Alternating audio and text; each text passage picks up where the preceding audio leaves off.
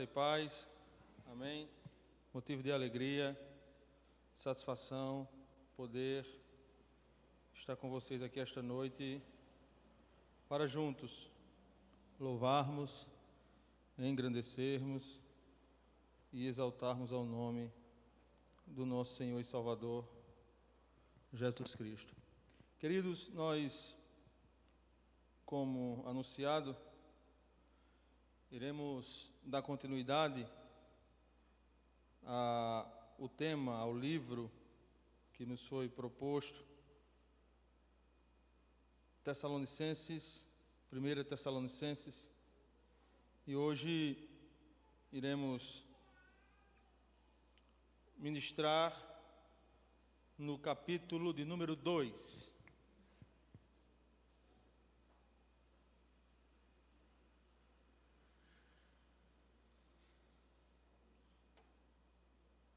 Primeira Tessalonicenses, capítulo de número 2,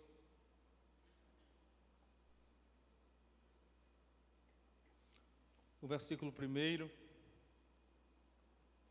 ao versículo de número 12. Se você encontrou, diga amém.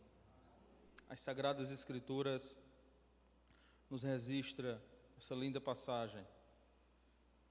Vocês sabem muito bem, irmãos, que a nossa visita não ficou sem proveito. Sabem também como fomos maltratados e insultados na cidade de Filipos antes de chegarmos em Tessalônica. Fomos muito combatidos, mas o nosso Deus nos deu coragem para anunciar a vocês a boa notícia que vem dele. Aquilo que anunciamos a vocês não se baseia em erros ou em má intenção e também não tentamos enganar ninguém. Pelo contrário, sempre falamos como Deus quer que falemos, porque Ele nos aprovou e nos deu a tarefa de anunciar o Evangelho. Não queremos agradar as pessoas, mas a Deus, que põe à prova as nossas intenções. Pois vocês sabem muito bem que não usamos palavras bonitas para enganar vocês, nem procuramos tapear vocês para conseguir dinheiro. Deus é testemunha disso. Nunca procuramos elogios de ninguém, nem de vocês, nem de outros. No entanto, tínhamos o direito de exigir de vocês alguma coisa, por sermos apóstolos de Cristo. Mas quando estivemos com vocês, nos fomos como crianças, fomos como uma mãe ao cuidar dos seus filhos. Nós os amávamos tanto que gostaríamos de ter dado a vocês não somente a boa notícia que vem de Deus, mas até mesmo a nossa própria vida, como nós os amávamos. Irmãos, vocês com certeza lembram de como trabalhamos e lutamos para ganhar o nosso sustento. Trabalhávamos dia e noite, a fim de não sermos uma carga para vocês, enquanto anunciávamos a vocês a boa notícia que vem de Deus. Vocês são nossas testemunhas, e Deus também de que o nosso comportamento entre vocês que creram foi limpo, correto e sem nenhuma falha. Vocês sabem que tratamos cada um como um pai trata os seus filhos. Nós os animamos e aconselhamos para que vocês vivessem de uma maneira que agrade a Deus, que os chama para terem parte do seu reino e na sua glória. Amém? Vamos orar em nome de Jesus. Santo Deus, eterno Pai, nós te louvamos. Te rendemos graças, ó Deus, pela oportunidade que temos de estar no Teu santuário esta noite, com o intuito, ó Pai, de Te louvar, de bendizer e de exaltar o Teu nome. Paizinho querido, continua falando conosco através da Tua palavra. A Tua palavra em tempo de crise, ela sempre será o pão que alimenta. Então continua falando conosco, Pai, aquilo que nós precisamos ouvir. Possamos sair daqui esta noite, ó Pai, mais parecidos com o Senhor, porque esse é o real sentido. Amadurece-nos, ó Pai, na Tua presença e fala conosco, ó Espírito Santo. Me usa como canal de bênção para os meus irmãos. É isso que eu peço e te agradeço em nome de Jesus. Amém? Queridos, o livro que nós estamos debruçados sobre ele essas semanas, ele traz um contexto que foi introduzido aqui semana passada, de uma forma muito clara e objetiva, de como aquela igreja, ela nasce, ela é gerada. E vocês vão se lembrar que esta igreja, ela não é gerada em um período de férias. Essa igreja, a igreja de Tessalônica, ela é gerada como muitas das outras foram, como todo projeto que Deus inicia. Se a gente pegar a história da fundação das igrejas, principalmente que o apóstolo Paulo, ele funda, ela está regada à perseguição, mas também à oração, a livramento, a foco, a perseverança por ganhar almas. E o capítulo de número 2, Paulo, como sempre, é muito cuidadoso. Você que é pai, você sabe que antes de você exigir algo do seu filho, você quer ganhar a confiança dele. Você quer ganhar o respeito dele. Você quer que aquele seu filho abra o seu coração, e para isso você precisa calçar o caminho, abrir a viela, a rua, para que você ganhe o coração daquela criança. E Paulo, como sempre, muito cuidadoso, antes de tratar de assuntos mais delicados com seus filhos de Tessalônica, ele busca ganhar confiança e respeito deles. E é justamente assim que o apóstolo Paulo inicia o capítulo de número 2. Paulo, ele deixa muito claro o seu propósito, o seu cuidado e o seu amor por cada um dos irmãos de Tessalônica. Paulo, ele relembra seu passado, logo no início do capítulo 2. Paulo exalta, enaltece os feitos daquilo que Deus realizava através de sua vida. Mas Paulo, como sempre, ele escancara, ele dá luz àquele povo, para que aquele povo entenda que a vida cristã não é apenas terrena, mas o seu reino inicia-se aqui, mas ele aponta para um futuro muito glorioso. E Paulo vai encerrar o versículo 12, da qual iremos falar mais na frente, deixando essa esperança para eles, deixando essa luz para que eles perseverem na fé que um dia foi brotada no coração dele. E é mediante ao capítulo 2 que eu convido você esta noite a imaginar comigo alguns ensinamentos que Paulo, dentre tantos e tantos que aqui ele nos ensina, que seria impossível, devido tanto à limitação do pregador, devido também ao tempo.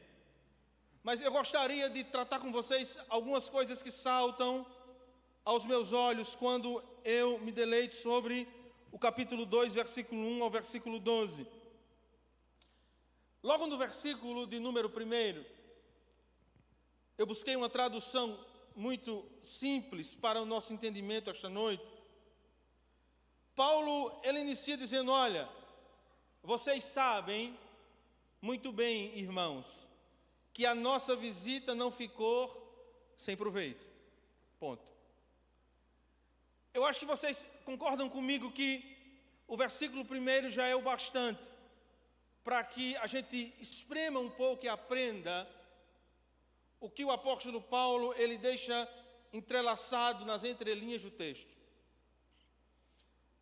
Eu julgo, quando pego o versículo de número 1, a palavra irmãos, e o significado dela, eu não gosto de estar citando, mas vai dar uma luz. O grego dessa palavra é adelpoi. Talvez a tradução o pregador não traga com a qualidade, mas a transliteração se lê assim. E o significado de irmãos aqui é aquele que foi gerado no mesmo ventre. Ou seja, aquele que é praticamente igual a mim, que a gente nasceu junto, que a gente cresceu junto, que a gente brincou junto. Então Paulo começa o versículo 1 abrangendo uma certa intimidade com aquele povo, dizendo, olha, apesar da distância, da cultura, da onde cada um foi criado, a gente em Cristo, nós somos um só. Não importa se você é alto ou baixo, gordo ou magro, se você é grego ou judeu, não importa, porque tudo isso já foi vencido. Nós somos uma só pessoa em Cristo Jesus. E Paulo ele nos deixa o exemplo, assim como Cristo nos deixou, que o Evangelho de Cristo apenas não é um discurso bonito,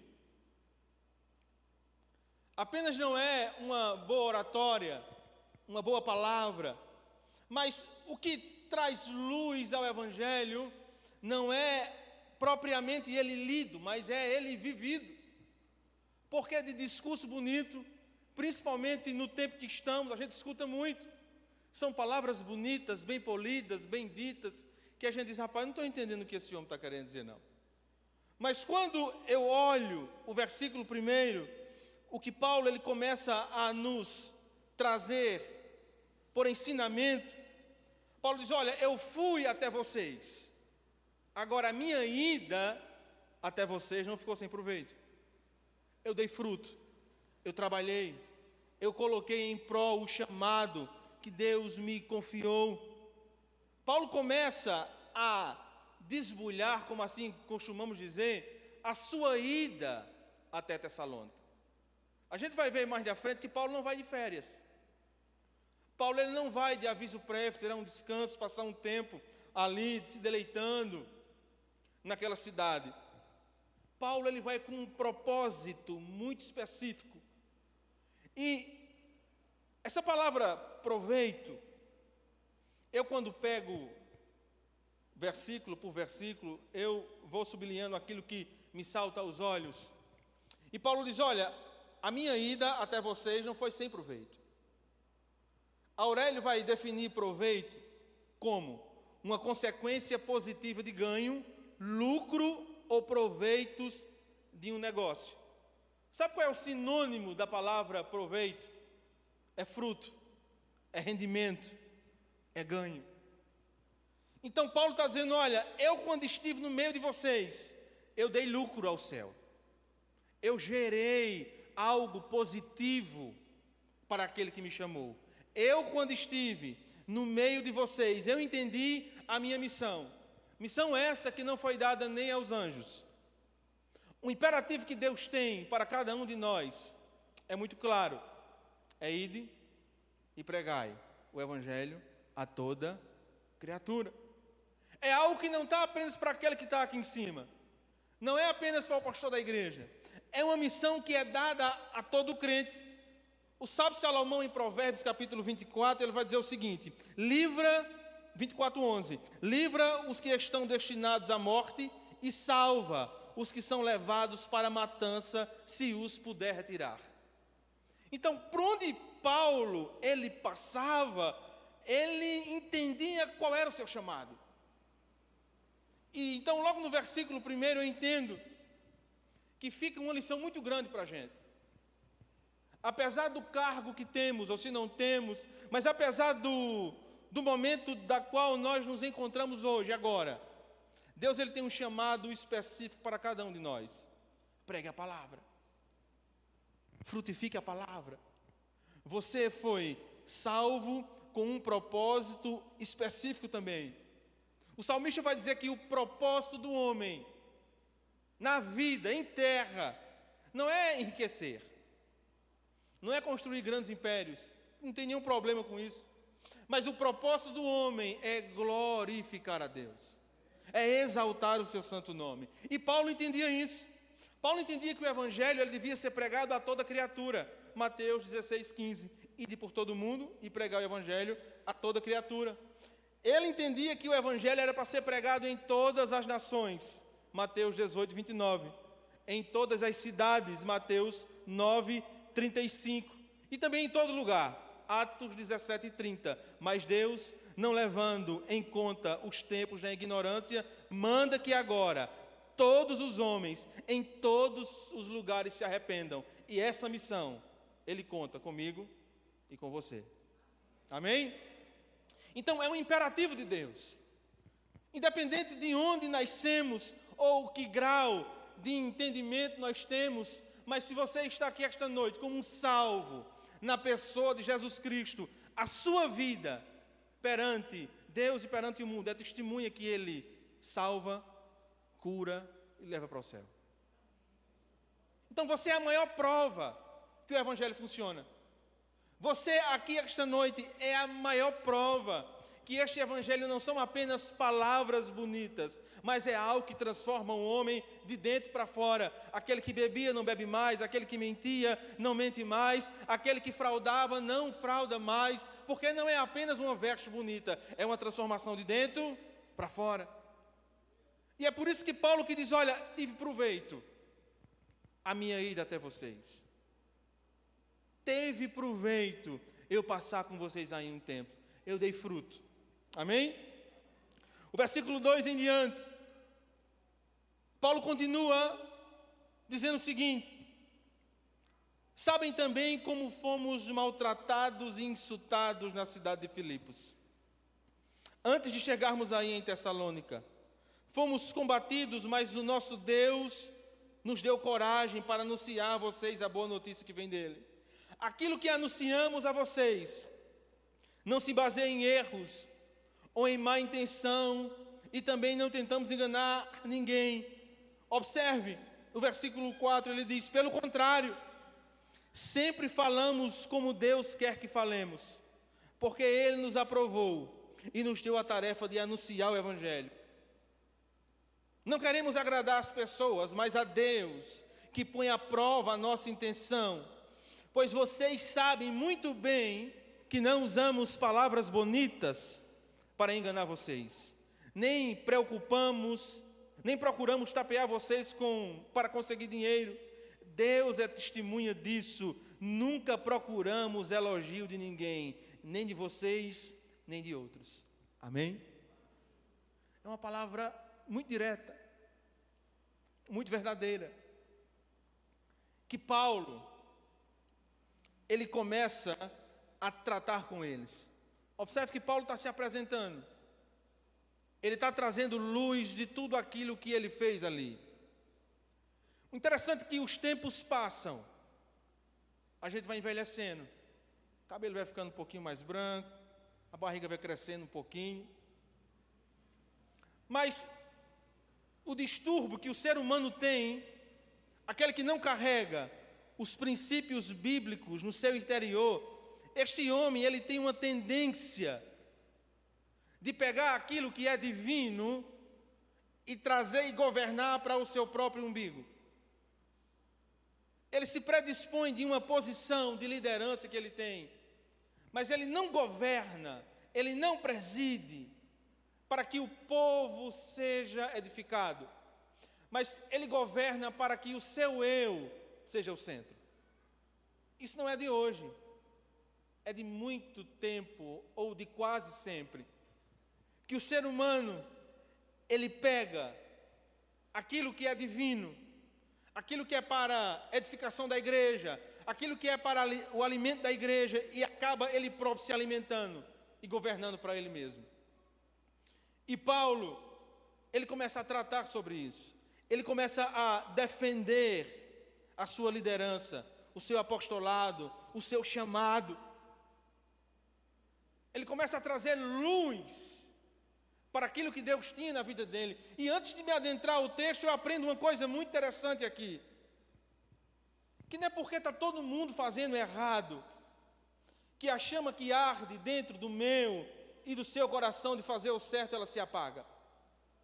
Porque enquanto tem uma turma fazendo errado e trazendo a obscuridade aquilo que é tão claro que é o Evangelho, tem uma igreja santa, uma igreja pura, uma igreja íntegra, uma igreja que preza pela palavra, que prega a verdade. Não é porque o povo se suja que a gente entra na mesma onda, porque o Evangelho é pregado da mesma forma há muito tempo. E Paulo, ele começa a trazer luz a isso. Paulo diz, olha, não é porque muitos fazem que eu sou dessa maneira. Eu tenho uma história, eu tenho, dentre tanto tempo já vivido, eu tenho integridade perante Deus. Eu tenho integridade perante ao meu chamado. Observe que Paulo vai dizer, olha, a gente foi maltratado e insultado na cidade de Filipe. Aqui foi falado na semana passada como essa igreja ela se inicia, como ela é gerada. Provavelmente, a fama que percorreu de Paulo a Tessalônica era uma fama de alguém barderneiro, de alguém que fazia arruaça. Porque dias antes, um tempo atrás, e era disso que Paulo estava se referindo, Paulo ele estava caminhando e pregando a palavra, enquanto lá em Filipos uma jovem possessa por demônios começa a dizer, olha, aí vai um santo homem de Deus, este homem é um grande homem de Deus que está pregando o evangelho da salvação. E aquela mulher fica repetindo, aquela jovem fica repetindo isso inúmeras vezes, até que chega um momento, Atos 16, 18, que Paulo se volta para ela, perturbado, e diz, olha, em nome de Jesus te mando que saia dela. E aquela jovem, ela é liberta. Ela para de ser escrava de demônios e dos homens. E aí você pergunta, mas o que é que tem a ver com isso? Naquele dia, há um ditado que diz que quer conhecer o homem, mexa no seu bolso, não é verdade? Mulher também, irmão. Mas naquele dia, aqueles homens se incomodam, porque a fonte de renda deles é tirada. Todo mundo escravizava aquela mulher para ganhar dinheiro. E a partir do momento que Paulo liberta ela do demônio que a possuía, aquela mulher para de fazer suas firulas. E começa aquele alvoroço. Todo mundo dizendo, olha, Paulo, isso é um baderneiro, ele veio aqui trazer confusão, ele está aqui afrontando o governo romano, e começa aquela zoada, e pegam Paulo, e levam ele para ser julgado, mas não encontram nada. E diz, olha, mas vamos prender ele, vamos dar 40 chibatadas menos uma, 50 menos uma, para que ele aprenda uma lição. Ele está trazendo um desconforto à sociedade. E aí você conhece o texto. Depois que Paulo apanha, eles começam a louvar e a cantar, e aí o poder do evangelho desce naquele lugar, as cadeias elas caem, elas são derribadas, e você conhece todo o texto. Mas a fama que percorre de Paulo era justamente essa. Olha, o cara que estava fazendo uma baderna lá em Filipe. E é por isso que quando ele chega aqui, ele começa a defender o seu chamado, ele começa a trazer à luz o que realmente ele ia fazer aqui. O que é que ele realmente veio fazer? É por isso que ele diz, olha, eu fui açoitado, eu fui maltratado, eu fui insultado, e aqui eu aprendo uma coisa. Imagina eu e você naquele dia, depois daquela situação, de ir pregar o evangelho, chegar lá, sai apanhado, tido como quase morto, enxotado da cidade, pé no lombo de Paulo e vai embora, Paulo. Qual o sentimento que a gente sairia dali. Eu certamente dizia, isso é conversa, eu ir para apanhar, vou nada, já fiz demais por esse ano, é só sombra e água fresca, Jesus. Chama outro que não é comigo. Mas Paulo entendeu o seu chamado. Ele vai dizer que Deus nos deu coragem para anunciar a vocês a boa notícia. Além de ter apanhado, além de ter sido insultado, mas Paulo sai dali com um sentimento de dizer, olha, eu preciso fazer mais, eu preciso pregar mais, eu preciso, levar essa semente. Paulo verdadeiramente era o crente esponja, né? Aquele que quanto mais espreme, ainda tem mais para dar para o reino. E às vezes por tão pouco eu desisto. Eu não sei se você se enquadra nisso, mas por tão pouco a gente diz, eu vou nada, que conversa é essa? O pastor que se vira com essa bronca, ele é pastor, ele que se vira. Mas o chamado é para você que é crente, que está salvo, que está sentado, que está aqui usufruindo dessa bênção, dessa virtude que Deus nos deu, mas Deus incomoda a mim e a você perante as Escrituras, a pegar esta fonte que Paulo diz. Paulo vai dizer, olha, quem nos deu coragem não foi o nosso bolso, não foi o meu carro importado, quem me deu coragem não foi a minha casa, não foi minha esposa, não foi meus filhos, não foi, quem me deu coragem foi o próprio Deus, que emana de dentro de mim para que eu pregue a palavra, para que eu alimente o próximo, para que eu encha, para que eu me alimente, mas para que eu não guarde essa semente para a qual eu fui chamada. E tudo isso corrobora com o que o próprio apóstolo fala, Romanos 1,16, né? Pois não me envergonho do Evangelho. Por quê? Porque é poder de Deus, e aí tem um resultado para a salvação de todo aquele que crer. Então o Evangelho é um Evangelho de poder, de dínamos, de explosão. Mas Paulo continua dizendo, ele vai dizer, olha, nós não tentamos enganar ninguém. E aqui mora um grande problema. Sabe por que muitas pessoas têm um preconceito de vir para a igreja? Porque eles têm um sentimento que a partir do momento que sentam na igreja, que só vem para trazer dinheiro. Que, permita-me, mas todo pastor é ladrão. Você já escutou isso? Ou será que eu estou vivendo num mundo diferente? O Evangelho tem sido pregado de uma maneira tão equivocada aí fora, que às vezes a gente encontra pessoas tão inflamadas com o Evangelho que está sendo deturpado de uma verdade bíblica, que a gente precisa acender a luz e dizer, não, aonde eu vivo, a igreja que eu congrego, o pastor que eu conheço, a comunidade aonde eu nasci, aonde eu amadureci, é igual a Paulo. Ela não tenta enganar ninguém, ela tem seu defeito, tem sua limitação, mas a gente vive o genuíno Evangelho de Cristo. A gente é alimentado pela verdadeira palavra de Deus, a gente entende o chamado que cada um tem, e é por isso que Paulo está defendendo, olha, eu vim até vocês, mas eu não tento enganar ninguém. Paulo, ele não carregava palavras dúbias. Paulo, ele não massageava o seu ego. Ele poderia dizer muito bem, olha, aqui está entre vós um cidadão de dupla nacionalidade, que entende com um certo controle absurdo as Sagradas Escrituras, mas Paulo, ele não dá brecha ao engano. Irmãos, a gente demora a aprender, mas a gente aprende. Quando nós carregamos a verdade do Evangelho, a verdade que liberta, a verdade que transforma, a gente pode ir para onde a gente quiser, ela sempre prevalecerá. Ela sempre vai dar fruto, ela sempre vai dar luz em meio à escuridão. É por isso que o próprio apóstolo, Efésios 6,14, quando ele começa a trazer as vestimentas, agora que Deus nos dá, depois de salvo, ele vai dizer, olha, usem o cinturão da verdade. E a verdade é a palavra. Quando alguém vem com obscuridade, com mentira, você desembaia não a espada, mas a palavra. A palavra nunca nos deixará enganado. A palavra, ela sempre é o nosso alimento sólido. É sempre o alimento que nos traz uma substância para caminhar dia após dia. Por isso, nunca esqueça a palavra, irmãos.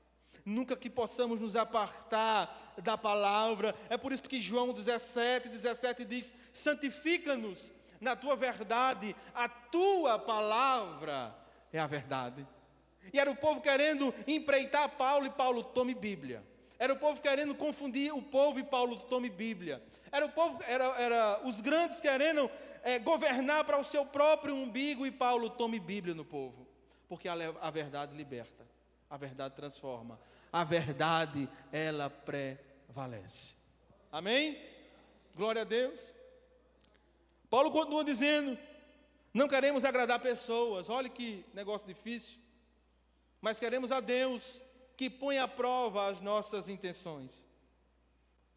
Parece um discurso totalmente contrário aos nossos dias atuais. Porque o que nós mais encontramos são pessoas querendo agradar pessoas. Nós buscamos muito a aprovação daquela pessoa que está ao nosso lado, daquela pessoa que convive com a gente. Eu não estou dizendo que você vai dar mal com essa pessoa, mas Paulo está dizendo que a sua principal preocupação, que o principal motivo de ele querer agradar não vem em primeiro lugar as pessoas, mas a Deus. E a gente sabe que, consequentemente, se a gente agrada a Deus, os princípios de Deus é ame o próximo como a ti mesmo. Mas em primeiro lugar, Paulo diz: olha, a minha preocupação é fazer aquilo que Deus manda eu fazer, é colocar em prática aquilo que Deus me confiou, porque Deus põe à prova as nossas intenções. Olha, aqui mora um grande problema. A gente pode ter a intenção certa, a gente pode estar fazendo a coisa certa, mas com a intenção equivocada. E pode. É claro que pode. Sabe por que Paulo deu fruto, e muito fruto? Porque Paulo fazia a coisa certa com a intenção correta. Paulo fazia o negócio andar, mas seu coração estava verdadeiro diante de Deus. Mas eu posso fazer o negócio andar, eu posso ter uma atitude correta, mas se eu não vigiar, a intenção do meu coração não está correta. Vamos para a Bíblia? Mateus 23, 14. Lembra dos fariseus? Mateus 23, 14 vai dizer o seguinte. Estou falando de ação e intenção. Ai de vocês, mestres da lei e fariseus, hipócritas, vocês devoram as casas das viúvas, e para disfarçar fazem longas orações, por isso serão castigados mais severamente. Mateus 6,2. Quando, pois, você der esmola, não fique tocando trombeta nas sinagogas e nas ruas, como fazem os hipócritas, para serem elogiados pelos outros. Mateus 6,16. Quando vocês jejuarem, não fiquem com aparência triste, como os hipócritas, porque desfiguram o rosto, a fim de parecerem aos outros que estão jejuando. E aí eu pergunto, será que orar, uma oração longa, é pecado? Será que você jejuar é pecado? Será que se você estiver dando esmola, estiver fazendo uma boa ação para o próximo, é pecado? Não. E por que Deus condena? Porque não é a ação que importa, mas a intenção. Eles iam orar na casa das viúvas, é uma bênção. Ele manda, cuide das viúvas, mas a intenção no coração era devorar tudo que estava dentro. Eles estavam jejuando, e jejuar é algo de Deus, irmão. Glória a Deus, é a bênção do céu. Mas a intenção deles era que quando saísse na rua, dizer: meu irmão, aquele cara é muito santo. Olha a situação dele. Ele está sem comer faz uma semana. Parece um leão que não come. Está morto o garoto. Está vendo aquele que dá esmola? Está fazendo um negócio muito bonito. Mas a intenção não era a glorificação, do reino de Deus. A intenção do coração era a autopromoção. É por isso que Deus diz, olha, cuide de fazer a coisa certa, mas com a intenção correta. E eu me preocupo comigo às vezes. Será que eu estou fazendo a coisa certa com a intenção correta? Será que eu estou vindo à igreja com a intenção de adorar a Deus? Será que eu estou servindo a meu irmão com a intenção correta do meu coração? E Paulo, ele nos alerta que para dar fruto, para ter proveito eterno, não basta fazer a coisa certa, mas a coisa certa com a intenção correta. Porque senão naquele grande dia a gente vai chegar a dizer, mas Deus, quem jejuou foi eu. Jejuei, está aqui. Ele vai dizer, meu filho, tudo que você tinha para receber, já recebeu lá embaixo. Aqui não subiu nada. Amém? Versículo 7 em diante. Paulo começa a trazer praticidade ao Evangelho. E a sua multiforme graça dele operar. Versículo 7 em diante diz o seguinte. No entanto, tínhamos o direito de exigir de vocês alguma coisa, por sermos apóstolos de Cristo.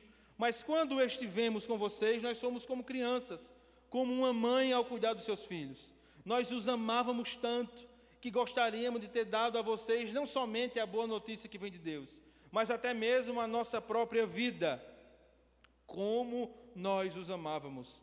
Irmãos, vocês com certeza lembram de como trabalhamos e lutamos para ganhar o nosso sustento.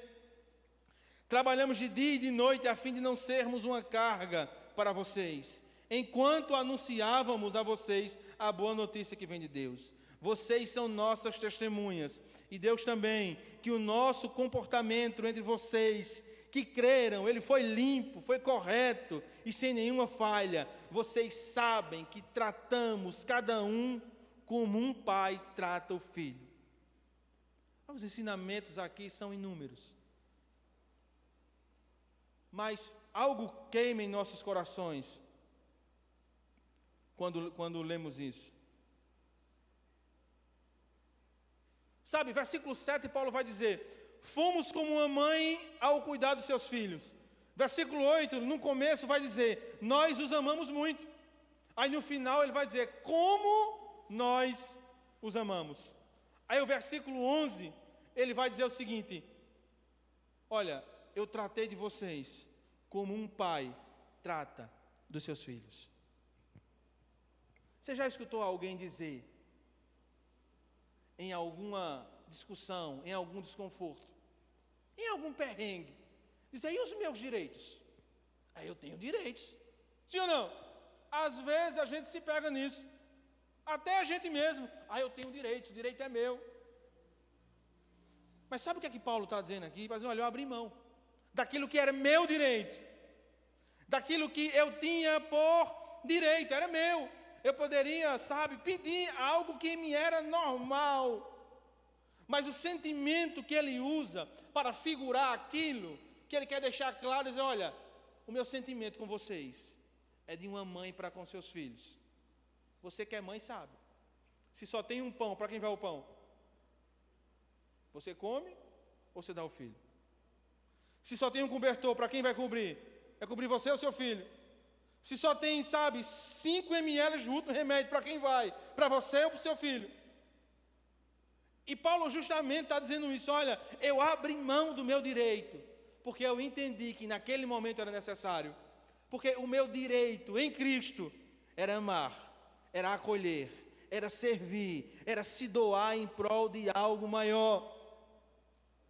Sabe o que eu aprendo com Paulo, queridos? Que rasga dentro do coração, é que quando as nossas palavras não têm, um proveito suficiente, quando elas não são suficientes, o evangelho da multiforme graça, o evangelho do poder, ele se revela em nossas ações. A gente prega quando a gente cuida, pastor. A gente prega quando a gente serve. É isso que Paulo está dizendo. Paulo está dizendo, olha, eu estava servindo e pregando. Eu estava armando tenda e pregando. Eu estava fazendo qualquer outra coisa, mas em tudo isso eu também estava pregando. Porque eu estava servindo. É por isso que Tiago diz, salvo engano, Tiago 2,17. Olha, a fé sem obras não tem proveito, é morta. não tem fruto. Não que as obras salvem, mas quando você é salvo, é automaticamente, é uma mudança de dentro para fora. E Paulo deixa claro isso. E no meio a qual vivemos, no meio aonde Cristo é o centro, o princípio que a gente tem quando a gente aceita a Cristo é servir. Servir. Como é bom servir. Quando a gente aprende que servir, às vezes é melhor do que ser servido. Amar, acolher, abraçar, se doar, se rasgar, é o Evangelho se revelando através das nossas ações. Há quem diga, permita-me, pastor, dizer, a vida do pastor é muito boa. Não é verdade? É o que mais serve. O pastor não tem hora. Não tem um momento. É difícil. Quanto mais você cresce ministerialmente, se é algo bíblico, saudável, mais você serve. Mais você abre mão do seu direito. Mais você abre mão da sua vontade. Mais você abre mão do seu projeto. Porque você é chamado para servir mais. Quanto mais você cresce um degrau, figurativamente falando, no céu, você vai diminuindo aqui, porque você está servindo mais. Servindo mais, servindo mais, servindo mais. Essa é a essência do Evangelho. E eu encerro esta noite com o versículo 12. Paulo é esperto. Paulo, ele é como, as palavras deles vacinam para algo presente, mas também para algo futuro. Observe que Paulo está ali, marretando, dando Bíblia ao povo, defendendo o seu apostolado, dizendo, olha, é isso que aconteceu. Mas no versículo 12, Paulo vai dizer, olha, nós os animamos e os aconselhamos. Talvez na sua Bíblia vai estar dizendo, os exortamos. Paulo ele está dizendo, olha, o evangelho que eu preguei a vocês é o evangelho puro. É o evangelho íntegro, sem mistura. Não tem letra miúda. Do tamanho da sua Bíblia, o mesmo tamanho está dizendo assim, olha, Deus te livra do laço do passarinheiro. Vai estar dizendo, olha, tu passarás por muita dificuldade. É o mesmo tamanho de letra. Que é claro. E Paulo deixa claro com o povo, olha, na hora de eu animar, de trazer uma palavra de avivamento, de trazer uma palavra de incentivo, eu estava junto. Mas na hora de eu exortar vocês, eu também exortei. Eu também cheguei junto. Eu também estendi o meu cajado. Porque o pastor dá cajado e abraça ao mesmo tempo. Você já viu o cajado como é? É uma vara e no final faz a curva, né? Há quem diga que o pastor descia a lenha e juntava a ovelha. Eu bato, mas eu quero vocês perto de mim. Porque há um propósito nisso. Observe que Paulo diz, nós os animamos e aconselhamos. Para quê? Para que vocês vivessem de uma maneira que agrade a Deus. Então, todo conselho que vem de um homem de Deus, de um pastor, da liderança, é para que você amadureça. É para que você, às vezes naquele momento dói. Acho que o pastor não se lembra não, mas eu era adolescente. E um dia a gente aprontou uma meia pesada, o pastor chamou a gente. Ô dia difícil, irmão. Mas foi o santo remédio. Estou vivo até hoje, né? Minha esposa disse que estou bonito, então glória a Deus. Serviu, irmão. Está todo mundo junto, porque algo que vem do céu, ele bate, mas assopra, glória a Deus. E está todo mundo junto, porque o propósito não é destruir, mas o propósito é construir. É levantar. O pecado nos destrói, mas uma repreensão do alto, ela constrói. Amém? Aí Paulo encerra dizendo, nós os animamos e aconselhamos para que vocês vivessem de uma maneira que agrada a Deus. E aí agora tem um chamado que os chama para terem parte do seu reino e da sua glória. E essa é a nossa maior esperança.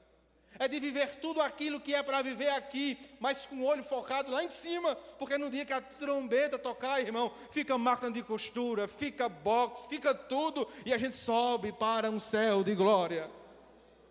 Fica tudo. Fica tudo.